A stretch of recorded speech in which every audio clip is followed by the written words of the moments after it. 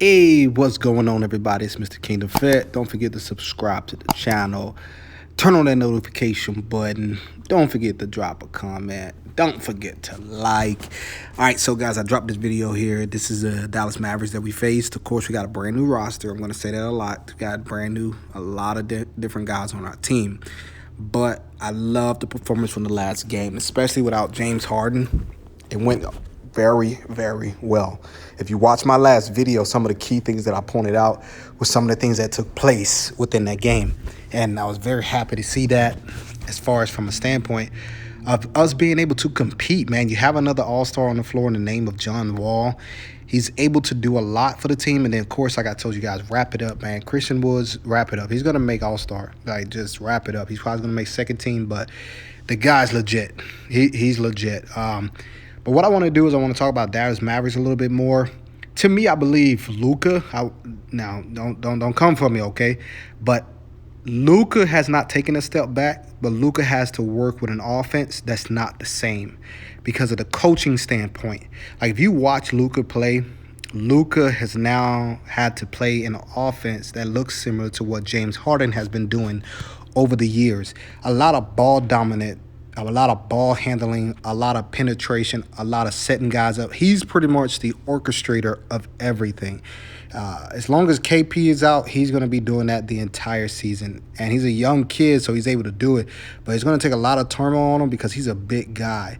He's not one of you little skinny, small point guards. He's a really big guy, man. He's going to wear down if he has to keep this up for the entire time. But I believe that he's realizing, man, that it's very difficult to carry a team if you don't have everything you need, because you're going to have to really set everything up as far as play, design, running plays, and everything. Happy to announce, man, we're going to have Ben McLemore back. It feels good to know that Eric Gordon looked good on the court. Yeah, early his shots weren't falling, but to see him move laterally and to see him still be explosive and to still see him with his stroke, I'm telling you guys, over these years, if you have not watched the Houston Rockets, Eric Gordon will go dead cold on you, man. Dead cold. And he would affect games because his shot wouldn't fall or he wouldn't be able to penetrate because lanes were clogged. And that's one of the biggest reasons why I am not really for having a big man who just clogs lanes, because you can still have a versatile big man that can stretch the floor, but having a big man that does nothing but sit around the rim clogs lanes, because once you penetrate, it's easy for that center of the opposite team to drop baseline and to help defense if your center cannot stretch the floor. Okay, now another thing I want to kind of hit on, guys, is the preparation for this game coming up with Dallas as far as it relates to player personnel. I'm looking for Jason Tate to really have another effective game. I would like to see Jason Tate guard Luka. I know Luka, man. Luka's in his bag every year since he stepped into the league. Young kid, man, straight up baller. But I would love to see Jason Tate guard someone like that. And here's why. One, for experience, and two, the more he gets accustomed to guarding those tough guys that move, that guys that moves on them, they can dribble, they can cross over, they can shoot, he'll start learning how to time those different moves, and he'll start learning how to time guys, just like PJ Tucker. Like, PJ Tucker is very good at knowing what you're going to do, and he predicts it for you before you do it. So I would love to see Jason Tate. One of the big keys that I pointed out from the last game against the Kings is I wanted to see Boogie Cousins on the floor. Too bad he started getting into foul trouble a little bit, but I wanted to see him on the floor. And the reason why we need to see him on the floor, because he is a rim protector. He doesn't have that versatility as far as leaping like he used to, but I think he'll get it back. He's not that old. I think he'll get it back. But we need to see him on the floor because we want him to get into game shape. Like, this guy hasn't balled in a while, even though he's only been out of the league for like a year or so. But his balling status, since he had that injury in New Orleans, we need him to get back into that condition, that ability to just do whatever he wants to do whenever he wants to do it. When he started to take over a little bit, catching the ball down low, you can see those possessions where dudes getting mad. He was like, man, give me the ball. Let me ball. and guys were not passing him the ball. But the reason for that is not so much that they don't want to hand him the ball. It's really because they're trying to run set plays. But as these guys get used to each other and they get a little bit more accustomed to playing with each other, they'll start realizing, like, hey, this is Boogie Cousin, man.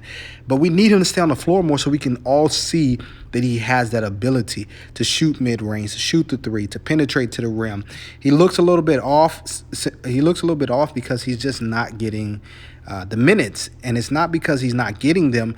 It's because once he gets on the floor, he's not really staying on the floor long enough. But he's giving the effort. He's doing what he needs to do. And I think if he just keeps doing that, man, over a time period, you will see that he's able to do a lot more over the time. I starting to hear a lot of things. People say that we need another big to clog the lane to help with shot blocking. If it's a big that can stretch the floor, I'm good with that. But if it's a big that's going to sit in the lane, man, and just not do anything but just clog the lane, we are a type of team that we penetrate. John Wall, downhill. James Harden, downhill. You see a lot of our guys ball handle, e.g., downhill. Ben McLemore, he's a downhill mid-range type guy too. Like a lot of our guys who are ball handlers, man, like Christian Wood, downhill. Like these guys love to attack the rim. If you're not going to stretch that floor as a big man, all you're going to do is just create an issue. And it's going to be easy for guys to settle and to sit on you.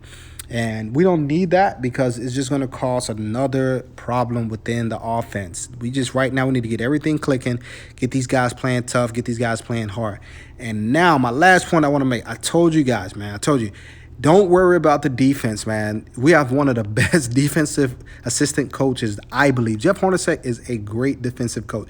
He played for the Utah Jazz, man. He played for the Utah Jazz. Those guys live off that culture. Our defense is going to be fine, man. Let those guys play. As they play together, the bench comes in. Those role guys come in. They just bring that toughness. They're going to bring tenacity.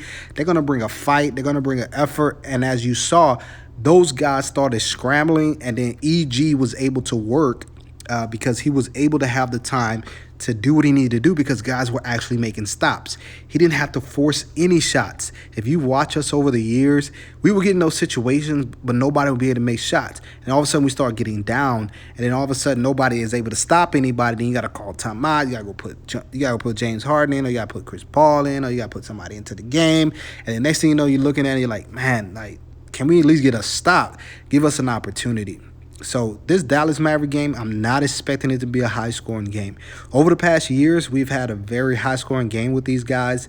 I only think the real baller in this game is Luka. But for some odd reason, man, Tim Hardaway Jr. always have a big game against us. I can't stand it, man. I can't stand it. I love this dad, though. But I can't stand it because it seems that once these guys get going, man, they just start knocking down shots. And then also you're sitting back, you're like, man, what the work can these guys miss? But we don't know if Luka's going to be there because he's out today against the Bulls. But we're not sure he's going to be there, but I hope he gets better. Kid is phenomenal, man. At such a young age, he's very, very phenomenal. But we'll see also if James Harden is going to be healthy for this game. You know, he had an ankle sprain, and I hear a lot of people trying to use that as a trade rumor, like dude's about to get traded. Man, don't look. Let's not even think about that. James Harden will let you know if it's still going to be up in the air or if he's made his final decision. And the way you're going to find that out, man, honestly, is by on the court.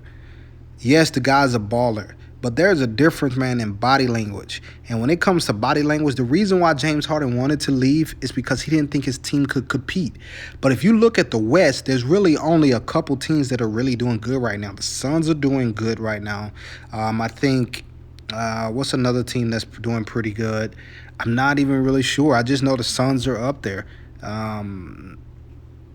You know, and a lot of us expected them to take off early. You got young talent, and you got Chris Paul. You put them into that mix. I think defensively, down the stretch, they're going to start having issues. I really do. I think Kelly Oubre was a big contribution to Phoenix defense. Now that he's in Golden State, we're going to see how that defense is going to last because, you know, I believe they're going to start having issues down the line. But like I told you guys, man, hey, stay tuned, man, for this content. Your boy going to keep dropping it pre-game, after game, whatever I can, whatever comes up, I'm going to drop it. Hey, like I said, man, leave a comment, leave a like. Let me know what you guys think, man, so I can continue to keep doing this. It helps the channel. It helps everything that I do. I love you guys, man. Don't forget to subscribe, and I'm out.